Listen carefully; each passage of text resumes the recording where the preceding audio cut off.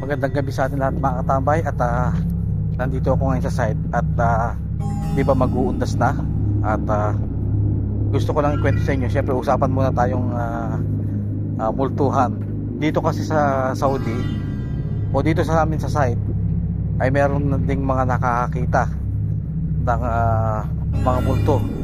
Lalo na kami yung mga panggabi. Meron na nagre-report sa akin na may nakikita silang multo ilang beses na yan. Pero hindi natin tinatakot yung mga tao sa mga multo. At siyempre para hindi naman sila maapektuhan ng kanilang trabaho. So naisipan ko ngayon dahil mag-uundas naman magtitingin tayo sa mga sinasabi nilang lugar kung saan nila nakita yung multo. At titignan natin kung makikita rin natin. Kaya samahan nyo ako ngayon. Hindi ko pakikita yung site, pero pagka nakita ko na lang yung multo, doon ko pakikita yung area. Kasi bawal kuhanan ng direkta ang aming project dito. Kaya ganito lang yung kuha ng aking video. So pag kami nakuha tayong o dadaanan akong multo o nakita akong multo, ay kukuhanan natin ng video. Pero hanggat wala hindi natin pwedeng kuhanan yung area. So nag-ikot-ikot ako ngayon at titignan ko kung meron tayo makikita. At nandito ako sa isa sa medyo madilim na lugar ng aming site, saan sabi nila dito rin sila nakakita dati. So ngayon titignan natin. Baka may mapansin din tayong kakaiba. At pero sana wag naman. At nakakatakot din. Kasi dito sila, yung isa nag-report sa akin dito raw sila nakakita dati.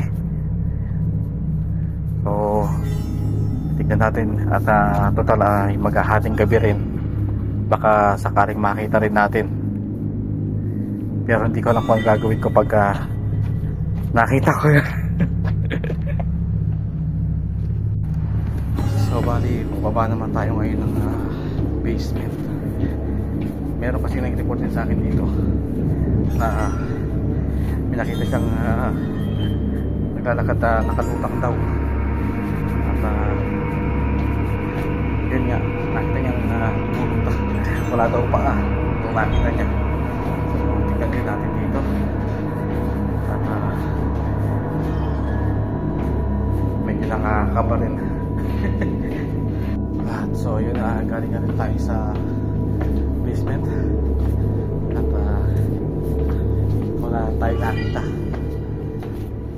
So, baka hindi natin to araw o gabi para makakita ng multo rito sa site. Tignan natin. At may isa pa silang area na nakitaan. At tignan natin doon. A few moments later. Ay putya, multo nga.